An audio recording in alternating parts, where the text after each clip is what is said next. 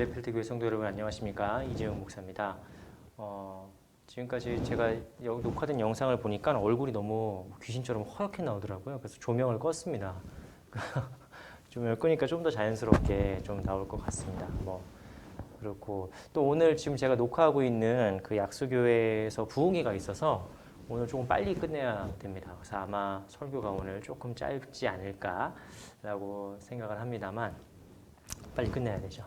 네, 세입자의 서름이 이렇게 또 나오는 거죠. 물론 이제 감사하고 교회에서 이렇게 시설과 이런 장비들을 허락해 주셔서 저희가 그래도 이렇게 예배를 온라인으로만 계속 지속할 수 있는 것 같습니다. 너무 감사드리고 여러분들 우리 교회를 위해서도 기도하시지만 또한 저희가 이렇게 대여해서 사용하고 있는 약수교회를 위해서도 함께 기도해 주시는 우리 마음이 넉넉한 우리 빌레필드 교회 우리 성도님들 다 되셨으면 좋겠습니다. 우리 다 함께 예수 우리 왕이여 우리 함께 찬양하심으로 하나님께 예배 올려드리도록 하겠습니다.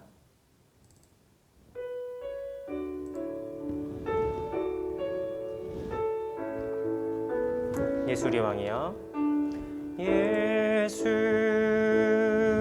우리 왕이여 이곳에 오소서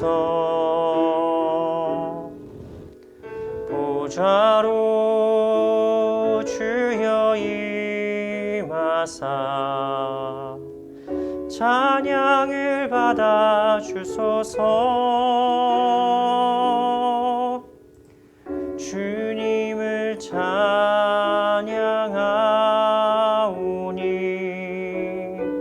주님을 경배하오니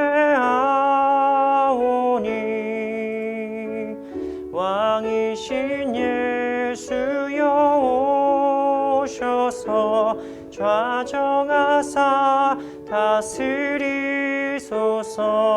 우리 한 번 더 예수 우리 왕이여 예수 우리 왕이여 이곳에 오소서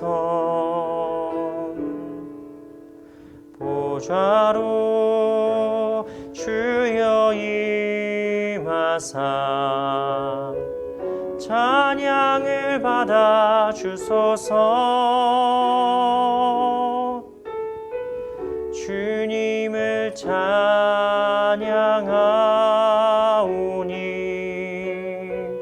주님을 경배하오니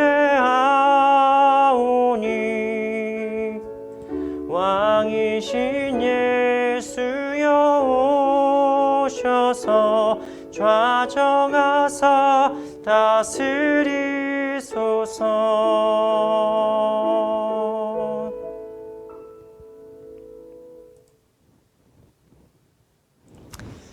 나의 영혼이 잠잠히 하나님만 바라며 나의 구원이 그에게서 나오는도다. 오직 그만이 나의 반석이시요 나의 구원이시요 나의 요새이시니 내가 크게 흔들리지 아니하리로다. 하나님은 영이시니 예배하는 자가 영과 진리로 하나님께 예배할지어다. 아멘.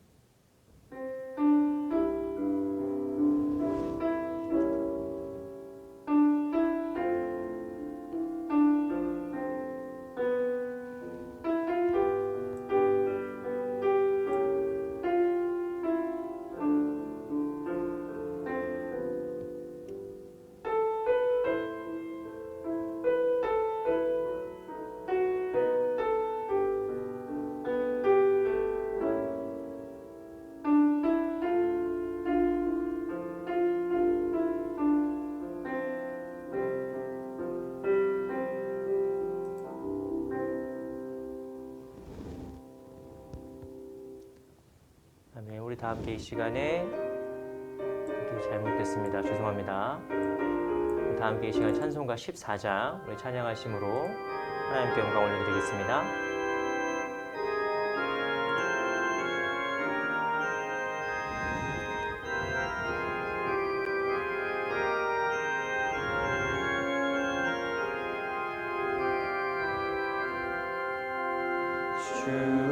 우리 하나님 하늘에 계시니 온천한 찬송하네. 이 천지 만물도 주 앞에 엎드려 그 거룩하신 이름을 늘 높이네. 주 언약하신 것 끝까지 지키니 저 하늘나라 향하여 곧 가리라. 주 얼굴 배울 때 내 맘이 기쁘고 영원히 주의 영광을 찬양하리. 간주 있습니다.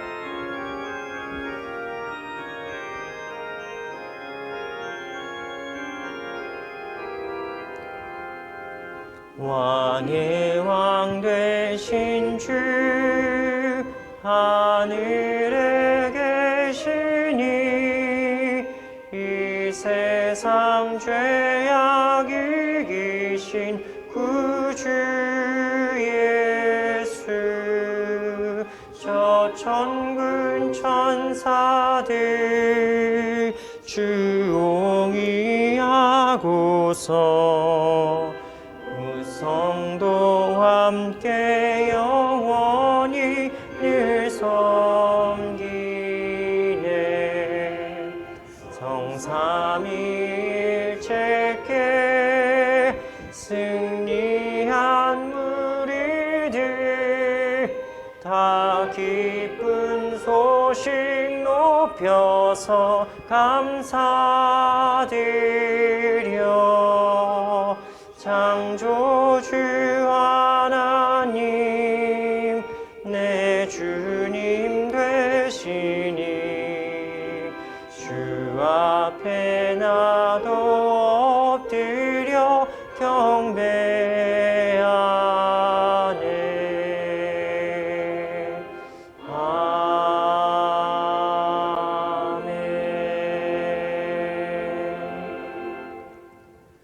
우리 시간 한 주간 우리가 하나님 앞에 지었던 죄악들, 알게 모르게 지은 죄들이 있으면 하나님 앞에 정결한 마음 달라고 참회의 기도 올리는 시간 갖도록 하겠습니다. 함께 기도하겠습니다.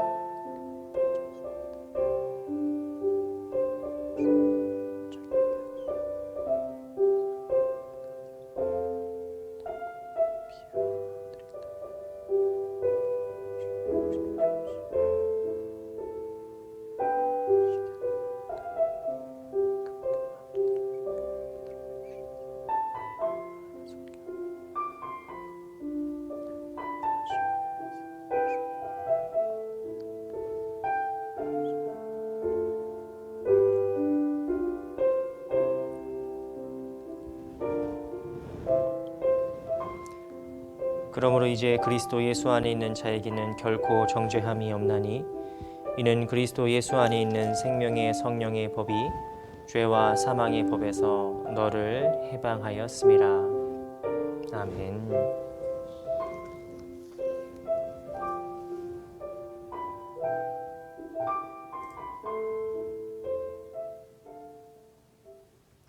우리 이 시간 우리의 죄를 용서하신 주님의 은혜와 사랑을 확신하는 마음으로 우리의 사도신경으로 우리의 신앙을 한 목소리로 고백하겠습니다. 나는 전능하신 아버지 하나님 천지의 창조주를 믿습니다. 나는 그의 유일하신 아들 우리 주 예수 그리스도를 믿습니다. 그는 성령으로 잉태되어 동정녀 마리아에게서 나시고 본디오 빌라도에게 고난을 받아 십자가에 못 박혀 죽으시고 장사된 지 사흘 만에 죽은 자 가운데서 다시 살아나셨으며 하늘에 오르시어 전능하신 아버지 하나님 우편에 앉아 계시다가 거기로부터 살아있는 자와 죽은 자를 심판하러 오십니다. 나는 성령을 믿으며 거룩한 공교회와 성도의 교제와 죄를 용서받는 것과 몸의 부활과 영생을 믿습니다. 아멘. 우리 다 함께 이 시간 교독문 7번 시편 13편 우리 함께 교독하심으로 시로서 하나님께 영광 올려드리겠습니다. 여호와여 어느 때까지니까 나를 영원히 잊으시나이까 주의 얼굴을 나에게서 어느 때까지 숨기시겠나이까. 나의 영혼이 번민하고 종일토록 마음에 근심하기를 어느 때까지 하오며 내 원수가 나를 치며 자랑하기를 어느 때까지 하리이까. 여호와 내 하나님이여 나를 생각하사 응답하시고 나의 눈을 밝히소서. 두렵건대 내가 사망의 잠을 잘까 하오며 두렵건대 나의 원수가 이르기를 내가 그를 이겼다 할까 하오며 내가 흔들릴 때에 나의 대적들이 기뻐할까 하나이다. 나는 오직 주의 사랑을 의지하여 싸우니 나의 마음은 주의 구원을 기뻐하리이다. 다 함께 읽겠습니다. 내가 여호와를 찬송하리니 이는 주께서 내게 은덕을 베푸심이로다. 아멘. 제가 다 함께 찬송가 210장 시온성과 같은 교회 우리 함께 찬양하심으로 영광 올려드리겠습니다.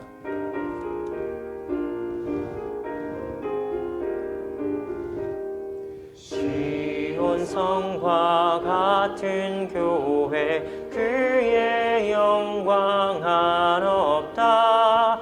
허락하신 말씀대로 주가 친히 세웠다. 반석 위에 세운 교회 흔들 자가 누구랴. 모든 원수 애워싸도 아무 근심 없도다. 생명샘이 솟아나와 모든 성도 마시니 언제든지 흘러넘쳐 부족함이 없도다.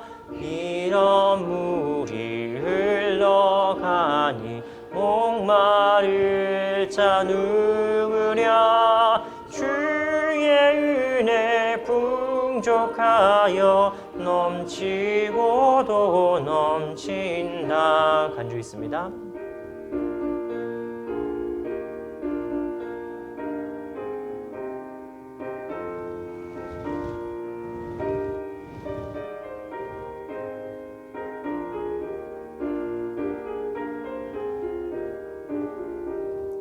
주의 은혜 내가 받아 시온 백성 되는 때 세상 사람 비방해도 주를 찬송하리라.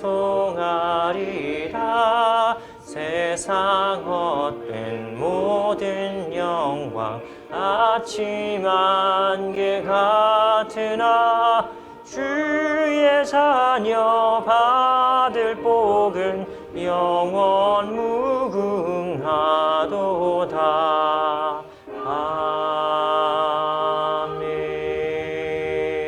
아멘. 제가 기도하겠습니다. 주님, 시온성과 같은 교회, 우리 교회를 그렇게 세워주신 주님의 영광을 찬양합니다. 30년 전에 이 땅 위에 우리 빌레필드 교회를 세우시고 우리 교회를 통하여서 복음의 역사를 잘하게 하심에 감사드립니다. 하나님, 지금 비록 우리 교회가 후임 목사님을 세워야 되는 중차대한 과제를 앞두고 있고 연일 계속되는 코로나의 위기로 힘들고 지쳐 있지만 하나님께서 이 땅 위에 교회를 세우실 때에 그 교회를 든든한 믿음의 반석 위에 세우셨사오니 우리의 신앙 고백이 우리 교회를 지탱하게 하시고 그리하여서 이 교회가 하나님께 영광이 되고 사람들에게 은혜와 기쁨을 끼치는 우리 교회 될 수 있도록 주님 인도하여 주시옵소서. 하나님, 코로나의 상황이 날이 갈수록 또 심각해지고 있습니다. 벌써 하루에 4만 명씩, 5만 명씩 늘어가는 독일의 코로나 확진자 수를 보면서 어느 때까지니까 라는 시편 기자의 고백이 오늘 우리의 고백이 되어 가고 있습니다. 주님, 이 힘들고 어려운 상황 속에서도 주님 우리 성도님들 지켜주시고 안전하게 건강하게 붙들어 주시고 또한 독일에서 코로나에 감염되는 사람들 또한 하나님께서 평안함으로 붙들어 주셔서 빨리 잘 회복될 수 있도록 도와주시고 우리 독일 사회가 또 한국 사회가 코로나로 인해서 더 이상 혼란이 있고 더 이상 분쟁이나 아픔이 없도록 하나님께서 속히 우리를 회복시켜 주시고 속히 전염병이 지나갈 수 있도록 주님께서 강권적으로 역사하여 주시옵소서. 이를 위하여서 우리 성도들 모두 다 예방과 방역에 힘을 쓰고 우리가 서로를 위해서 서로를 지켜주는 그런 우리 사랑하는 성도들 모두가 될 수 있도록 도와주시옵소서. 하나님 또한 우리 교회가 지금 후임 목사님을 세워가는 과정 중에 있습니다. 하나님 좋은 목사님, 훌륭한 목사님, 우리 교회에 다 어울리고 맞는 목사님 하나님께서 보내주실 줄 믿습니다. 하나님 그런 목사님 보내주셔서 우리 교회가 다시 한번 서로 만남을 통하여서 회복되고 이 회복을 통하여서 부흥하는 역사들 일어날 수 있도록 도와주시고 그리하여서 새로 오실 목사님께도 하나님께서 영육간의 강건함으로 붙들어 주셔서 환경 바라보지 아니하고 오직 하나님께서 하실 일들을 기대하면서 사역할 수 있는 목사님으로 주님께서 붙들어 주시옵소서. 모든 것 주님께 맡기오며 예수 그리스도 이름으로 기도드렸습니다. 아멘.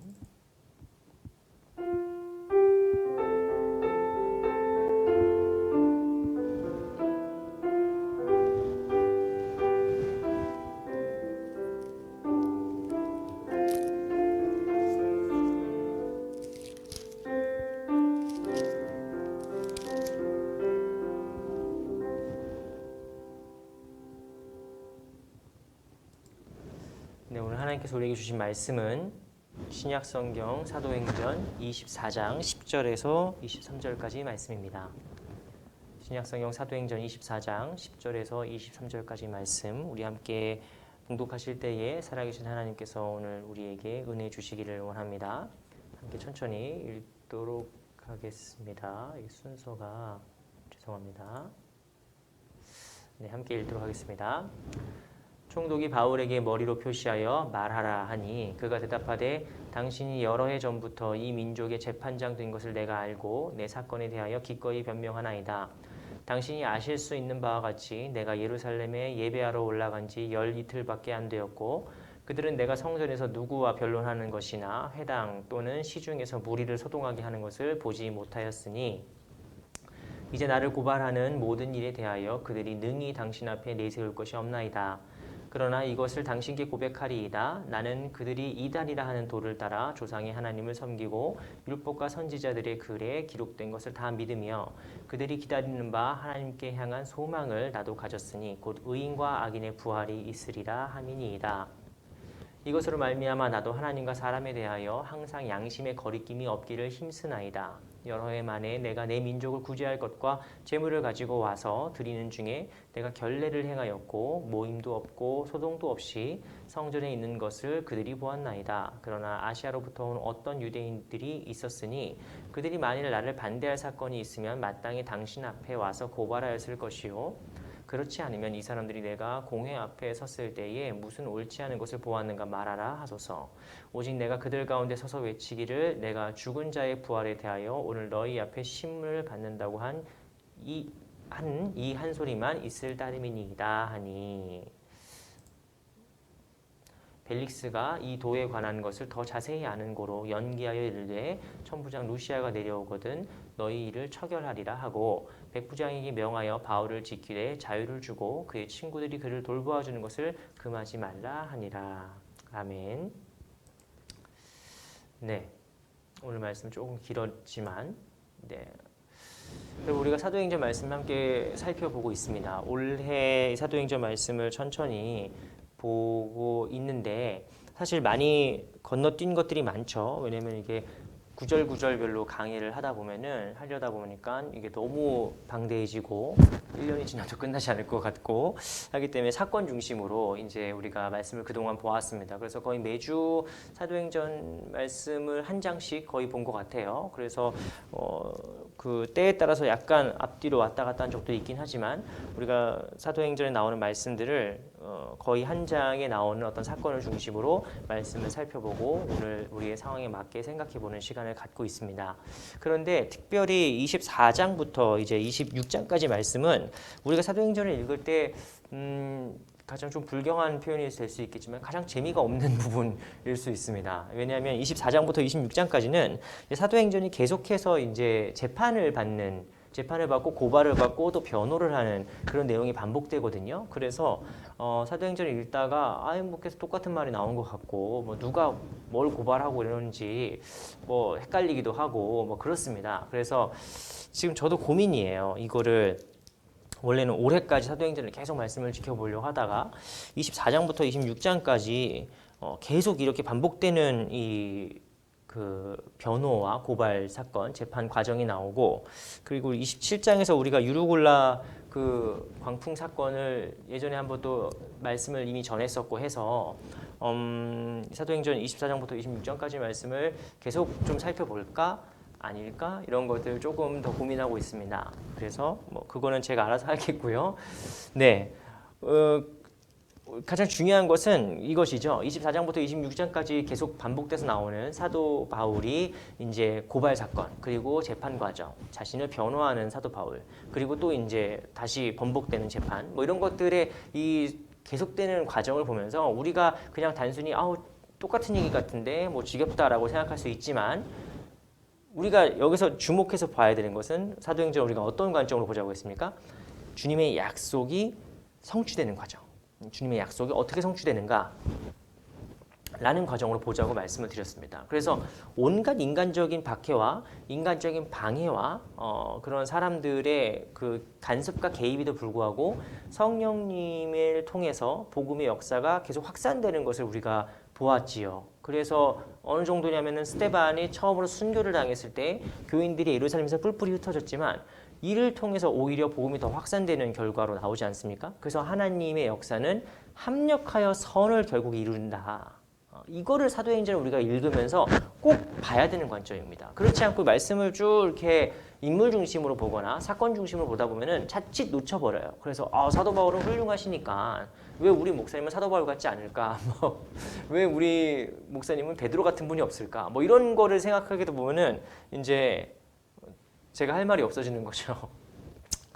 사도행전의 인물들 되게 중요합니다. 교회도 중요하고 인물도 중요하고 사건도 중요하지만 가장 중요한 것은 이 모든 일을 합력해서 약속하신 바를 이루시는 주님의 말씀의 성취죠.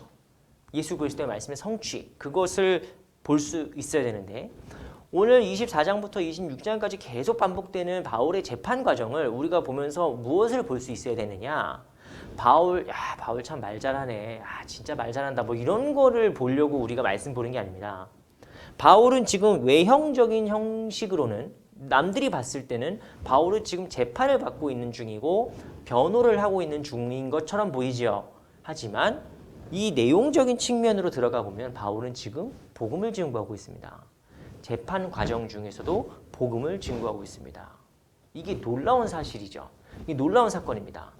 바울은 단순히 내가 처벌을 받고 매를 맞고 뭐 죽을 수도 있다라는 것을 그런 위기와 위험을 모면하기 위해서 지금 말을 많이 한 것이 아니라 이 기회를 통해서 한 명이라도 더 복음을 증거하는 것입니다. 왜냐하면 바울은 이미 어떤 걸 확신하고 있습니까? 지난주에 우리가 말씀 본 것이죠. 주께서 바울 곁에 서서 이르시되 담대하라 내가 예루살렘에서 나의 일을 증언한 것 같이 로마에서도 증언하여 하리라 라는 약속의 말씀을 붙들고 있기 때문에 이것이 바울의 정체성이잖아요. 바울의 정체성은 로마 시민이기도 하고 유대인 중에 유대인, 바리새파 사람이기도 하고 디아스포라이기도 합니다만 그 모든 정체성을 통합하는 하나의 정체성은 뭡니까? 바로 내가 예수 그리스도의 복음의 전달자다. 이 정체성이 바울을 규정하는 가장 중요한 정체성인 겁니다. 그래서 바울은 재판을 받는 와중에도 예수 그리스도의 복음을 증거하는 것이죠. 이게 놀라운 사건이고 놀라운 이제 일이고 바울의 초인적인 정말 위대한 업적이기도 하지만 이 바울을 통해서 성령께서 역사하시는 겁니다. 결국에는 바울을 통해서 성령께서 결국 역사하셔서 바울이 더 자유롭게 더 많은 곳에서 복음을 증거할 수 있도록 이 재판 과정을 통해서 당시의 재판은 그냥 뭐 재판관과 검사와 변호사만 있는 게 아니라 많은 사람들이 보는 앞에서 재판이 진행됐기 때문에 바울이 전파하는 그 복음을 사람들이 듣게 되는 것입니다. 물론 우리가 바울의 복음이 전파돼서 이 재판 과정 중에서 어떠한 또 복음의 역사가 있었는지는 우리가 잘 알지 못합니다. 우리가 이따가 아까 우리가 살펴본 것처럼 결국에는 바울이 더욱더 자유롭게 23절 말씀 보시면 바울이 더욱더 자유를 얻게 되고 재판 과정 중이지만 친구들이 그를 돌보아 주는 것을 이제 허용하게 되는 조금 일반적인 죄수와는 다른 거죠. 일반적인 재판을 받는 사람의 입장과는 다르게 오히려 더 보호를 받는 재판 과정에서 복음을 증거하는데 더욱더 보호를 받는 그런 상황이 놓여 있는 것을 우리가 찾아볼 수 있습니다. 이게 성령께서 하신 일이죠. 하나님께서 결국에는 복음을 더욱 전파하게 하시는 이 재판이라는 과정을 통해서도 억울한 재판이라는 과정을 통해서도 복음을 전파하게 하시는 게 오늘 말씀의 핵심입니다. 24장부터 26장까지 사도행전에 나오는 계속 반복되는 재판 과정들의 핵심적인 것이죠. 그런데 오늘 결국에는 우리가 말씀이 일로 돌아오겠지만 우리가 오늘 좀 더 주목하고 싶은 말씀은 바로 읽진 않았지만 오늘 제목에 기독교인은 트러블 메이커인가? 라고 제목을 달았던 이유는 바로 이 사도행전 24장 5절 말씀에서 이런 말이 똑같은 말이 나오기 때문입니다.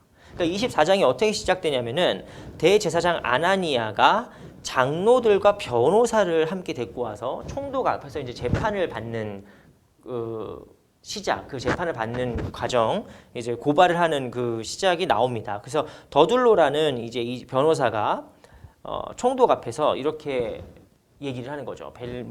벨릭스 각하여, 우리가 당신을 힘입어 태평을 누리고 막 엄청 아부 섞인 말들을 합니다. 근데 사실 이 벨릭스 각하라는 사람, 이 벨릭스 총독은 로마의 역사에서 기록된 아주 무자비하고 폭군이었습니다.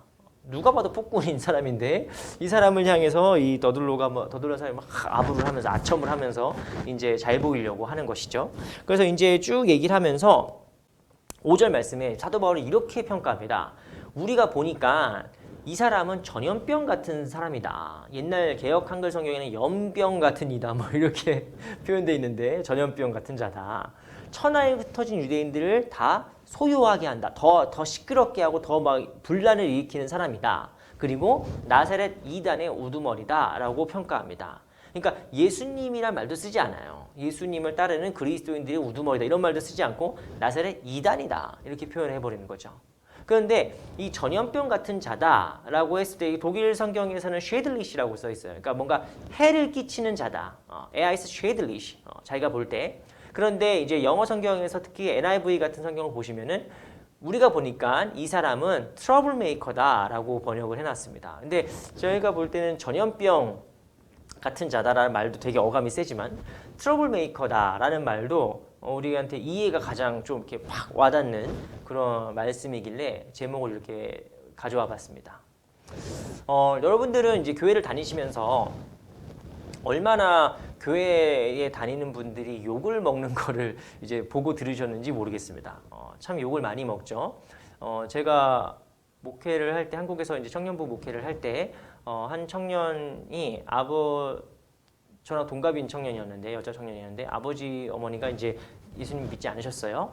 그래서 이제 그 청년의 부탁을 받고 함께 그 부모님이 일하시는 가게에 가서 같이 식사를 하면서 이제 말씀을 드릴 기회가 있었습니다. 그래서 이제 근데 아버님께서는 왜 뭐 교회에 대해서 이렇게 좀 부정적이세요?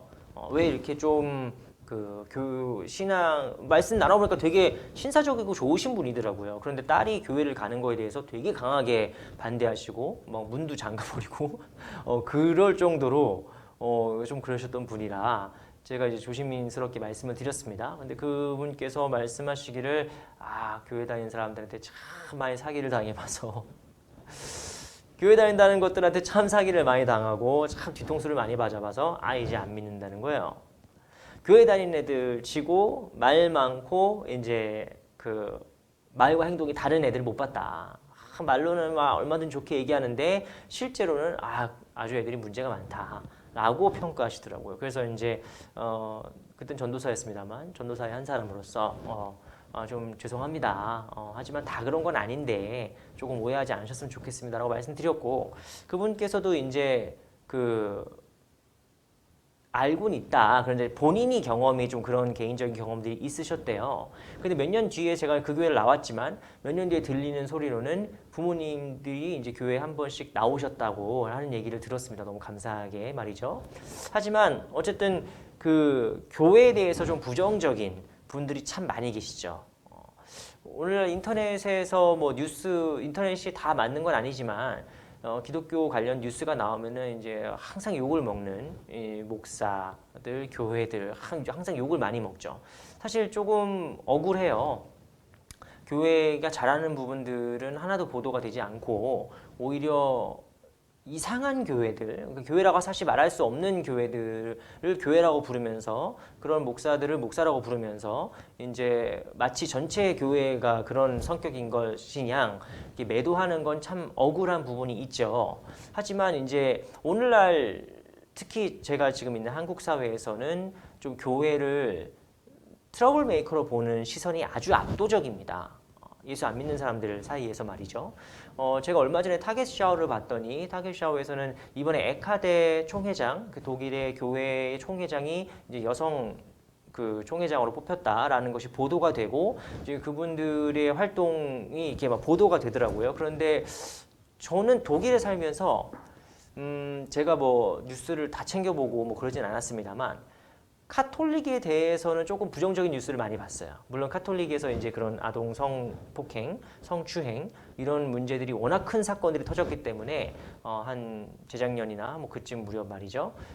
그래서 이제 카톨릭은 워낙에 많은 이제 문매, 여론의 문매를 맞고 비난을 받았지요. 그렇지만 저는 독일에 있을 때 독일 개신교에 대해서 독일 교회에 대해서 사회적인 비난이나 비판을 별로 들어본 적이 없습니다. 거의 들어본 적이 없고 오히려 교회가 더 모범적으로 했던 일들이 이제 보도가 되고 하는 것들을 많이 봤는데 한국에 오니까 역시나 아니나 다를까 한국은 교회가 참 많이 욕을 먹더라고요.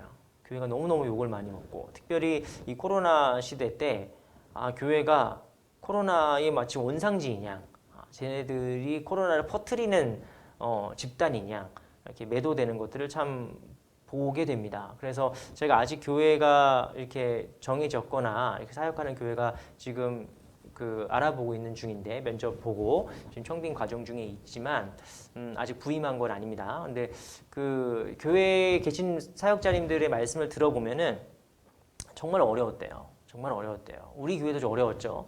우리 교회도 지난 코로나 시기 동안 정말 많이 어려웠고 많은 성도들이 떠났고 또 교회의 재정적인 부분이나 우리의 지금 상황이 참 좋지는 않지만 한국 교회는 큰 교회고 작은 교회고 가릴 것 없이 이 코로나로 인해서 너무 많은 타격을 받았고 교회 다닌다고 하면 막 그 교회에서 코로나 나온 거 아니냐 막 이렇게 비난을 받고 지탄을 받고 뭐 그런 일들이 너무 비일비재하게 일어났습니다.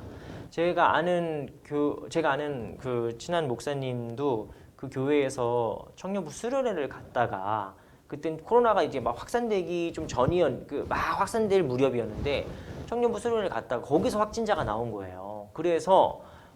그런데 그 교회에서 다행히 청년부 수련회 때 이제 선제적으로 처리를 해서 그 코로나 확진이 걸렸던 청년이 수련회에 갔는데 이제 함께 있던 전도사님이 코로나에 같이 감염되고 또 다른 몇몇 청년들이 감염이 되고 다른 이제 피해는 없었고 잘 이게 마무리를 했는데 그 뉴스에 보도되기로는 그 교회가 좀 크니까 뉴스에 보도되기로는 그 교회에서 수련회에서 확진자가 발생했고 그래서 기자들이 교회에 막 찾아오고 버티기에 들어가고 이제 몸싸움이 나거나 그러지는 않았지만 이렇게 약간 좀 시비를 걸더라 이런 말씀을 들었습니다. 그 목사님부터 시비를 걸더라 이렇게 막 살살 긁는데요. 교회 확진자 어떻게 나왔냐 뭐 어떻게 되고 있냐 뭐 살살 긁으면서 기사를 써도 미묘하게 흘리는 거죠. 교회가 마치 뭐 늦장 대응을 했다랄지 그래서 그 댓글이 또 막 쫙 달리는 게 교회 다 개독교인들 시작해서 막 욕들이 막 달리고 그래서 그 목사님 너무너무 힘든 시기를 보냈다고 하시더라고요. 남의 일이 아니죠. 오늘날 이 시대에 억울한 부분도 있고 우리가 억울한 부분도 있고 화나는 부분도 있고 또 인정할 부분도 있지만 이 시대에 참 기독교인들이 트러블 메이커 취급을 당합니다. 그래서 그것 때문에 참 속상하고 저도 마음 아프고 그럴 때가 참 많죠. 그런데 놀랍게도 기독교는, 교회는, 복음은 처음부터 2000년 전부터 트러블 메이커로 전염병 같은 자들이다, 이단들이다, 이런 소리 들으면서 있었죠. 여러분, 우리가 이것을 어떻게 이해해야 될까요? 그래서 교회는 원래 세상으로부터 부정당하는 존재야. 교회는 원래 빛 대신 예수 그리스도를 증거하기 때문에 어둠인 세상은 교회를 받아들이지 않아. 빛을 받아들이려 하지 않아. 라고 우리가 배타적인 어떤 분위기를 그냥 그대로 인정하고 수용하고 넘어가면 될 것인가. 그래서 그렇게 더 강화하시는 분들이 있죠. 더 세상과 분리되는 방법으로. 너희들은 세상은 우리를 어차피 이해하지 못한다.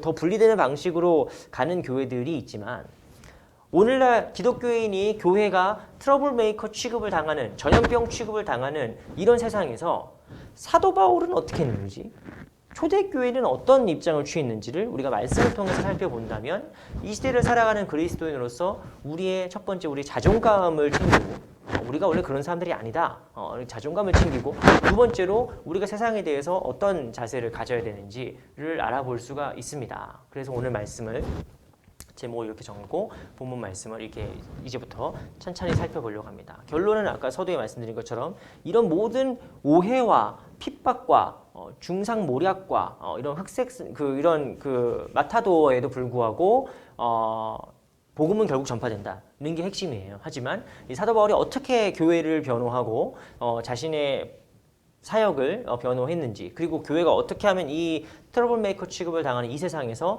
우리의 정체성을, 우리의 입장을 바로 세울 수 있는지를 우리가 말씀을 통해서 함께 살펴보려고 합니다.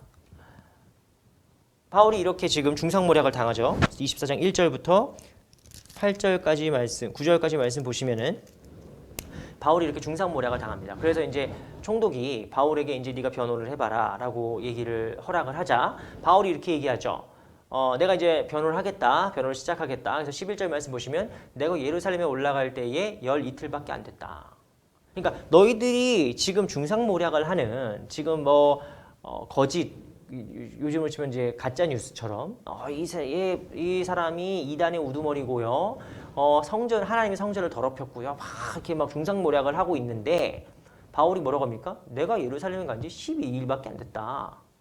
그리고 너희들이 다 보았지만 내가 성전에서 무슨 이방인을 데리고 들어간 적도 없고 거기서 토론을 벌인 적도 없고 무리를 이렇게 막 선동한 적도 없고 오히려 내가 야고보의 그 권면에 따라서 정결 예식까지 행하고, 여기서 결례라고 표현된 말은 이제 18절에 결례라고 표현된 단어는 실수했을 때 결례가 아니라 이제 그 정결 예식을 행했다라는 뜻입니다. 그러니까 바울은 원래 유대인들의 관습과 풍습, 할례 같은 거 이런 문제에서 되게 자유로운 사람이죠. 이방인의 편에 서는 사람이죠. 그런데 우리가 디모데에게 할례를 행했던 바울의 모습을 살펴본 것처럼 불필요한 오해를 일으킬 수 있는 행동을 하지 않는 사람입니다. 바울이. 그러니까 형식적 정당성, 형식적 복음을 증거할 때 혹시라도 오해를 받거나 혹시라도 문제가 될 만한 행동은 바울이 하지 않아요. 그러니까 바울이 예루살렘 성전에 들어왔을 때 결례, 즉 정결 예식을 다 행합니다. 하라는 것 다 했죠. 그러니까 바울이 얘기하는 게 뭡니까? 야, 내가 예루살렘에 올라온 게 12일밖에 되지 않는다. 12일밖에 되지 않았다. 무슨 12일 동안 반란을 모색하며 쿠데타를 일으키며 이방인들을 불러와가지고 소동을 일으키고 사람들을 선동하고 12일 동안 누가 그렇게 할 수 있냐 라고 얘기를 하면서 또 니네가 다 봤지 않냐. 내가 그렇게 행동하지 않았고 그 다음에 너희들이 얘기하는 결례, 정결 예식까지 다 했다. 니네 다 봤으면서 왜 거짓말하냐 라고 얘기하는 겁니다. 저는 바울의 이러한 조목조목 비판하는 내용이 오늘날 교회도 대단히 필요하고 중요하다고 생각합니다. 오늘날 마치 코로나의 온상지, 전염병의 온상지가 교회인 것처럼 매도하는 사람들, 한국 사람들을 보면서 저는 이제 지하철을 타고 움직이는데 지하철을 타거나 이렇게 한국에서 왔다 갔다 하면서 정말 깜짝 놀라는 게 한국 사람들은 마스크를 정말 철저하게 잘 써요. 마스크를 정말 철저하게 잘 씁니다. 그런데 그 안전거리 있잖아요. 그 안전거리를 전혀 지키지 않아요. 그 독일 사람들은 좀 반대죠. 독일 사람들은 밖에 나오면 마스크 다 벗고 다니잖아요. 마스크 다 벗고 이제 잘 실내에 들어올 때만 마스크를 쓰고 그러는데 이제 그 독일 사람들이나 유럽 사람들은 그 거리를 유지하는 거는 또 엄청나게 잘 지키지 않습니까? 일부러 이렇게 그 줄을 쓸 때도 일부러 엄청나게 뛰어서 줄을 서고 그게 약간 그 개인주의적인 성향이 있으니까 타인에게 지나치게 가까이 가지 않으려는 뭐 그런 문화도 원래 있었고 그러니까 코로나 전부터도 원래 줄 쓸 때 이렇게 따닥따닥 붙여 있지 않았고요. 독일은 이렇게 멀리 떨어져서 이제 줄 서 있고 그런 게 워낙 생활화돼서 그런지 몰라도 그렇지 않거든요. 그래서 이제 안전거리를 확보하는 게 독일은 더 잘 돼 있는데 한국은 마스크는 다 쓰고 계신데 지하철에서도 거의 그 간격이 없이 물론 지하철 바쁠 때는 어쩔 수 없습니다만 제가 이렇게 지하철에 의자가 쫙 자리가 있어도 옆에 딱 앉았는데 이제 자리가 쭉 비어 있는데 굳이 제 옆에 앉으시는 분들이 계세요. 그래서 깜짝 놀라서 저 옆으로 가고 막 그러는데 그러더라고요. 그런데 이제 교회를 욕해요. 교회는 요즘 교회들 다 건너서 앉습니다. 낀 장의자가 있으면은 막 교인들 세 분만 앉아 계시고 이렇게 막 또 뛰어서 앞뒤로 또 뛰어서 앉게 하고 철저하게 잘 지키는데 저희 보고만 뭐라고 해요. 그런데 이제 오늘날 교회가 바울을 닮아서 이렇게 얘기할 수 있죠. 우리가 언제 마스크를 벗고 실내에서 방역 규칙을 지키지 않은 적이 있냐? 우리가 언제 이렇게 막 소동을 일으키고 일부러 이렇게 한 적이 있냐? 정상적인 교회는 그런 교회가 없습니다. 정상적이고 전통적인 교회에서는 그런 교회가 없어요. 이상한 데가 좀 그렇긴 하는데 정상적인 교회들은 철저하게 방역 수칙을 지키고 혹시라도 우리 교회에서 코로나 확진자가 나오거나 확산될까 봐 엄청나게 주의를 합니다. 거의 제가 방문해보고 또 찾아가보고 그 한 교회들은 대부분 정말 예배 끝나자마자 항상 소독하고 방역하고 또 이제 거리 뛰어앉고 다 열심히 하거든요. 그러니까 우리가 소동을 일으킨 적이 없다. 우리가 트러블을 만든 적이 없다. 우리를 트러블 메이커라고 부르는 너희들이 사실 문제를 일으킨 것이지 우리가 트러블 만든 적이 없다라는 게 되게 중요합니다. 실제로 트러블 만들지 않는 사람들이었던 거죠. 이게 바울이 교회를 변호할 때 첫 번째로 했던 주장입니다. 그리고 두 번째로 바울이 얘기하는 것은 우리를 이단이라고 하는데 나사렛 이단이라고 말하는데 이제 우리의 신앙을 고백하겠다라고 하는데 너희들이 이단이라고 부르는 것은 사실 무엇이냐? 너희들도 믿는 그 조상의 하나님을 섬기는 것이다. 율법과 선지자들의 글에 기록된 것을 다 믿는 것이다. 그런데 왜 우리한테 이단이라고 하냐라는 것이죠. 그러니까 유대인들이 그들이 믿고 있는 신앙과 기독교인들이 갖고 있던 신앙이 본질적으로 같은 원천에서 왔다라는 것을 주장하고 있는 것입니다. 그래서 그들이 기다리고 있는 그것을 우리가 붙잡았다는 것이죠. 하나님의 소망을 나도 붙잡았다. 너희들의 소망이 뭐예요? 의인의 부활인 거죠. 의인의 부활. 근데 예수 그리스도인들의 가장 결정적인 차이가 무엇입니까? 그 부활이 예수 그리스도로 인해서 이미 선취되었다. 이미 이루어졌다라는 것을 믿는 것입니다. 그러니까 바울의 주장은 뭐냐? 우리가 이단이 아니다. 우리의 믿음은 너희들도 공히 인정하는 하나님 말씀에, 하나님의 율법에, 하나님의 약속에 기초해 있다. 이거를 주장하고 있는 겁니다. 오늘날 우리가 바울의 이 자기 변호, 복음에 대한 변호를 어떻게 이해하면 좋을까요? 이것은 이제 변증이라고 불리는 기독교의 아주 원초적인 이제 복음을 전달하는 방식 중에 하나입니다.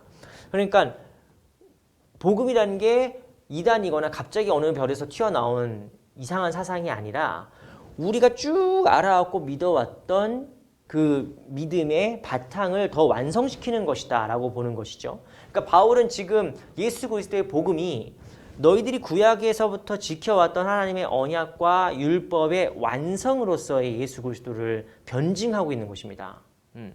그러면은 오늘날 교회가 변증할 수 있는 영역은 무엇일까요? 그러니까 옛날에 이제 한국 조선에 이제 기독교의 복음이 들어왔을 때 유교 사회 아닙니까? 유교 사회. 그리고 이제 이 유교 사회에서 복음을 증거하다가 이제 순교당하신 분들도 많이 계시고 그럼에도 불구하고 이 유교 사회에서 복음을 전파할 때 취했던 입장을 뭐라고 하냐면 보유론이라고 합니다. 보유론. 그러니까 유교를 보완한다는 뜻입니다. 여러분, 기독교는 결코 예수 천당 불신지요 막 외쳐가지고 전파된 게 아니에요. 수많은 사람들이 특히 뭐 배운 분들은 배운 분답게 배운 분대로, 또 배우지 못한 분들은 또 배우지 못한 대로 각자의 상황에 맞게 복음을 증거했기 때문에 기독교가 이렇게 뿌리를 내릴 수 있었고 확산될 수 있었던 것입니다. 그런데 배우지 못한 분들에게는 이제 민중들의 희망이 되고 복음이 예수 그리스도가 그들에게 희망이 되고 소망을 전했기 때문이지만, 배운 분들, 특히 좀 이제 조선시대 때 뭐 귀족 가문 뭐 이런 분들은 유교의 바탕에 있던 분들이기 때문에 그 사람들은 이제 주자의 논리에 되는 거죠. 그런 허망한 귀신에 대한 논의들을 하지 마라. 내 앞에서 그런 얘기 하지 마라. 왜? 주자 선생님께서 말씀하시기를 죽으면 혼백이 돼서 떠나가고 이제 그것도 곧 사라진다 라고 얘기했거든요. 근데 사실 유교에서는 조상 제사가 말이 안 되는 거긴 한데, 그 주자가 가르친 것은 이제 그 혼백이 떠나고 사라진다고 가르치거든요. 그래서 죽은 자의 뭐 조상님의 혼 이런 건 없습니다. 유교, 정통 유교에서 말이죠. 원래 성리학에선. 근데 이후에 이제 바뀌는 거긴 하지만, 어쨌든 그래서 이제 유교는 철저하게 현세의 윤리입니다. 철저하게 임금에게 복종하고 충성하고 부모님께 효도하고 이 사회의 보수적인 질서와 가치를 체계를 갖추는 것이 유교의 논리인데, 기독교의 복음이 전파됐을 때 그 복음을 먼저 믿은 식자층, 지식인층에서는 어떻게 얘기하냐면은 유교의 철저한 그 사회적인 그 계층을 깨지 않아요. 유교 잘못됐다, 뭐 복음이 진짜다 이러면서 막 독단적으로 나간 게 아닙니다. 그래, 공자님도 옳고 다 좋아, 옳지만 유교에서 부족한 부분, 우리가 왜 옳게 살아야 되느냐, 우리가 왜 군자로 살아야 되느냐, 우리가 왜 임금에게 충성하고 부모에게 효도해야 되느냐, 궁극적인 대상이 바로 하나님이시기 때문에, 궁극적으로 이 세상을 만드시고 이 세상 우리에게 생명 주시고 우리를 심판하시고 우리에게 영생을 약속하시는 분이 바로 하나님이시기 때문에라고 유교의 부족한 부분을 보완하는 것입니다. 이게 보유론이에요. 보유론. 그래서 조선시대 후기에 이제 기독교가 복음이 전파될 때에 많은 선비들이 가르치고 가졌던 입장이 바로 보유론적인 입장이고, 그 보유론이 과연 성공적이었냐 아니었냐는 이제 많은 학문적인 그 논쟁이 있습니다만, 중요한 건 복음이 결코 우리 삶과 무관한 것이 아니다를 가르치는 게 기독교의 변증의 핵심입니다. 그럼 오늘날 이것이 어떤 의미가 되느냐? 오늘날 교회가 복음을 전파하는 방식이 세상에 사는 거는 사는 거대로 두고, 교회 오면 전혀 새로운 세계, 교회 오면 전혀 못 들어본 말들을 하는 것이 아니라 그들이 이해 가능한 말로 끌어오고, 그들이 이해 가능한 복음으로, 그들이 납득 가능한 이제 세계로 우리가 번역하는 작업이 중요하다는 것이죠. 이것이 전도의 또 변증의 새로운 방법이라고 할 수 있겠습니다. 물론 아무리 우리가 쉽게 그들이 알아들을 수 있는 말로 설명을 해줘도 믿음이 없이 복음을 이해할 수는 없습니다. 하나님이 계시다는 것을 믿지 않는 이상 어떻게 더 이상 진도가 나가겠어요? 더 이상 어떻게 복음을 증거할 수 있겠어요? 결국에는 우리가 아무리 쉬운 말로 얘기한다 하더라도 예수님께서 우리를 위해서 이 땅에 오셨고 우리를 위해 죽으셨고 우리를 위해 부활하셨다라는 사실을 믿지 않는다면 복음이 전파될 수도 없죠. 그게 빠진 복음은 사실 복음이 아니죠. 교양이죠. 하지만 그 균형 속에서도 우리가 잊지 말아야 될 것은, 바울이 복음을 증거할 때 우리가 이단이다, 니네들은 우리를 이단으로 보든지 말든지 우리는 우리끼리 믿을 거야 라고 배타적으로 독단적으로 경계를 짓지 않았다는 것을 아는 게 중요합니다. 나를 매도하고 나에게 중상모략을 하고 아주 억울하고 답답한 상황이지만 그럼에도 불구하고 그들을 이해시키려고 노력하는 복음 전달자, 복음을 어떻게든 전달하고자 하는 그런 노력을 바울이 끊임없이 했다는 것이죠. 그것이 바로 바울이 보여준, 그리고 초대교회가 보여준, 바울뿐만 아니라 수많은 초대교회 성도들과 사도들이 보여준 초대교회의 대응이라는 것입니다. 그래서 오늘 결론은 오늘날 기독교인들이 트러블 메이커 취급을 당합니다. 특별히 이 코로나 시기에 정말 전염병 같은 취급을 당하죠. 코로나만 같은 취급을 당합니다. 우리가 인정할 부분도 있죠. 그래 우리가 신천지를 초기에 참 교회가 잘 대응하지 못해서 이렇게 된 거야 결국에는. 뭐 이런 부분부터 시작해서 우리가 인정하고 참 가슴 아픈 부분도 있습니다만 우리가 똑같이 세상 사람들처럼 그래 교회 문제 많아. 교회 나도 교회는 다니긴 하지만 교회 문제 많아. 똑같이 욕을 하는 건 결국 제 얼굴에 침 뱉기입니다. 교회는 사람들에게 비난을 받을지언정 그것은 오해에서 비롯된 비난, 그들의 강팍함에서 비롯된 비난이어야 되지 그것이 정말로 우리가 스스로를 자기를 비하하면서 오는 비난이 되어서는 아닙니다. 우리는 교회를 사랑해야 됩니다. 교회가 이단 취급을 당하고 전염병 취급을 당하는 이 시대 속에서 트러블 메이커 취급을 당하는 시대 속에서 그래 그렇게 보면 어쩔 수 없지만 사실 우리는 아니야. 우린 그런 사람들이 아니야. 우린 트러블 메이커가 아니라 오히려 복음 전달자들이다. 이 복음을 전달하는 것에 더욱더 집중해야 됩니다.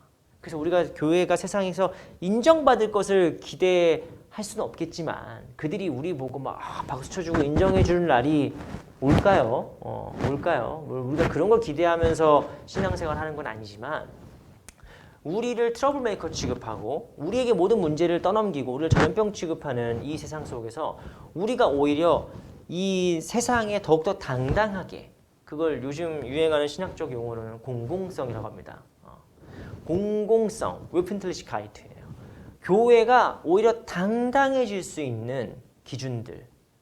오늘날로 치면 방역 수칙을 잘 지킨다랄지 아니면은 이 시대에 정말 위로와 그런 그 손길이 필요한 도움의 손길이 필요한 이웃들을 믿지 않는 이웃들이라도 그들을 우리가 오히려 찾아가서 그들에게 도움이 되고 힘이 되는 방식으로 그들에게 복음을 전달하는 그 사역을 우리가 더욱더 충실히 할 때에 기독교인이 트러블 메이커가 아니다라는 걸 우리가 스스로 증명하고 나타내는 작업이 될 것입니다. 그런 사역이 될 것입니다. 그래서 사랑하는 우리 빌레펠트 교회 성도 여러분, 지금 독일의 코로나 상황이 아주 심각하다는 것을 뉴스를 통해서 보고 참 안타깝습니다. 이럴수록 물론 독일은 기독교인들이 교회가 그런 트러블 메이커 취급을 전염병 같은 취급을 받지는 않습니다만 이럴 때일수록 우리가 더 멀리 있는 성도들 또 함께 보지 못하지만 함께 더 이렇게 사랑하고 또 기도해주고 또 믿지 않는 우리 사람들도 이웃들도 우리가 관심을 가지고 그들을 위해서 베풀고 그래서 이 일을 통해서 우리가 트러블 메이커가 아니라 오히려 피스 메이커 우리가 오히려 이 세상을 또 화평하게 하고 평화롭게 하고 살맛 나게 만드는 사람들 그런 그리스도인이다 라는 우리의 자의식이 먼저 중요한 것 같습니다. 우리가 그런 사람들이 돼서 교회의 그런 자부심 그런 자의식, 그런 정체성이 살아나고 회복되는 그런 시기가 되었으면 좋겠습니다. 그래서 이 힘든 시기를 그렇게 더 슬기롭게 극복해 나가는 저와 우리 교회 성도님들 모두 다 되기를 주님의 이름으로 축원하고 부탁을 드립니다. 네, 우리 함께 말씀 기억하면서 기도하기를 원하는데요. 우리가 이 시간 기도하실 제목은 바로 그런 우리 교회의 교회됨을 드러낼 수 있는 그런 우리 성도들 모두 되게 달라고 그리고 그런 목사님을 이제 우리에게 보내주시고 세워달라고 함께 우리 교회를 위해서 이 땅의 교회가 트러블 메이커가 아니라 피스 메이커요 세상을 더욱더 아름답게 만드는 그런 존재라는 사실을 우리가 드러낼 수 있게 해달라고 우리 같이 함께 두 가지 위해서 기도하겠습니다. 우리 함께 기도합니다.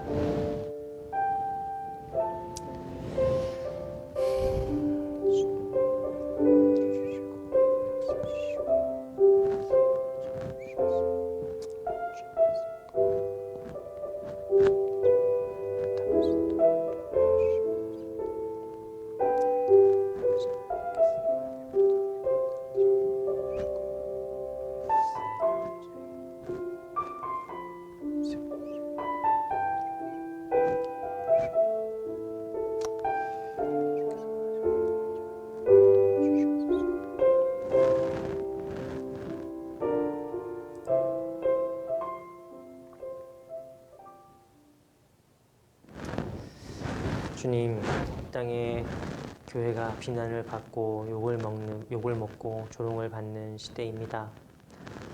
교회가 마치 전염병 같은 취급을 당하고 있고 트러블 메이커라고 손가락질 받는 시대입니다.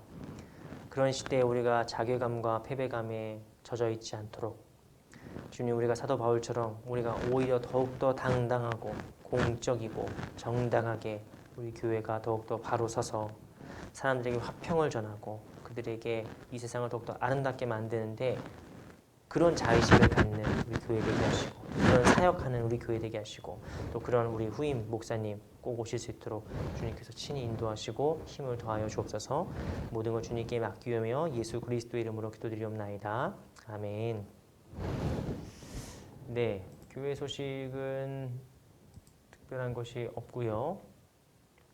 지금 제 상황을 좀 말씀드리자면은 일단 교회는 뭐 청빙 확정 여기서 뭐 주보에 나오고 그러진 않았습니다만 지금 제가 다른 교회에 이제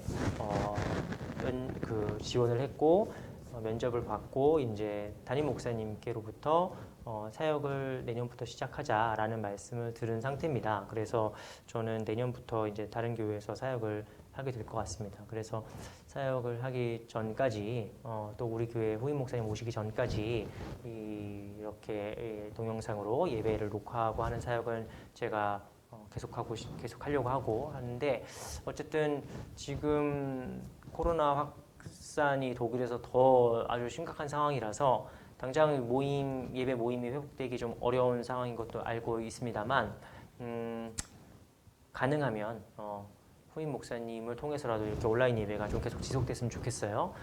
그리고 네, 그렇습니다. 그래서 어쨌든 제가 이렇게 섬길 수 있는 그리고 또 제가 다른 교회로 사역을 이제 시작하게 되면은 그래서 부목사로 사역을 시작하게 되면은 또 그 교회에 이제 소속감을 가지고 충성하는 게 또 맞으니까 어쨌든 그렇게 될 것 같습니다. 그래서 최대한 저도 기도하고 할 테니 올해 안에 이게 좀 잘 인수인계가 진행되기를 참 저도 기도하고 바라겠습니다. 성도님들도 같이 위해서 기도해 주시기를 바랍니다. 그러면은 이제 우리 결단 찬양 우리 함께 찬양하시고 축도하심으로 예배를 마치도록 하겠습니다.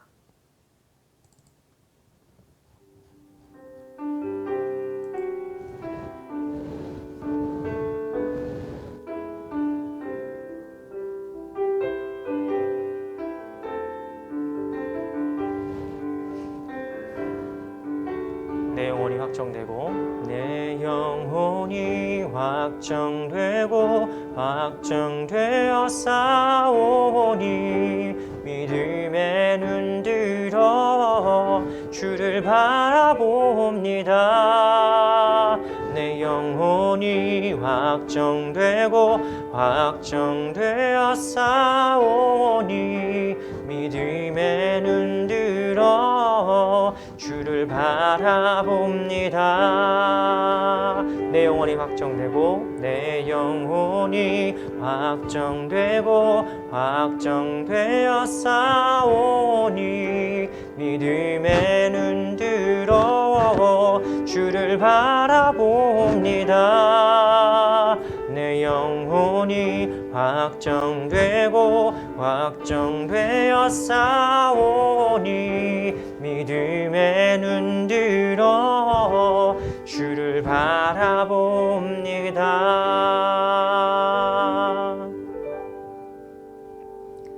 축도합니다.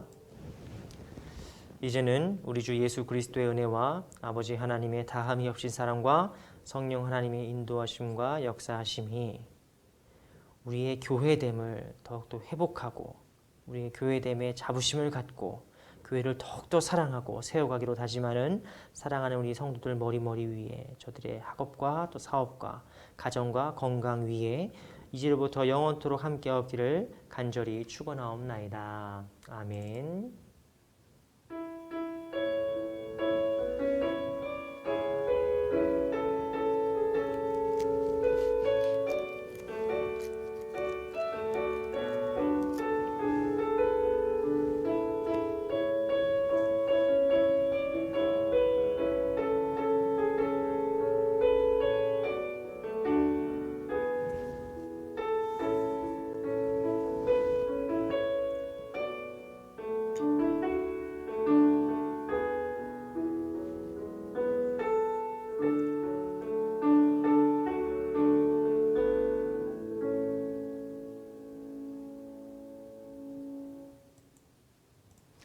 네, 감사합니다. 오늘 예배 오늘 아이고 1시간이 넘었네요.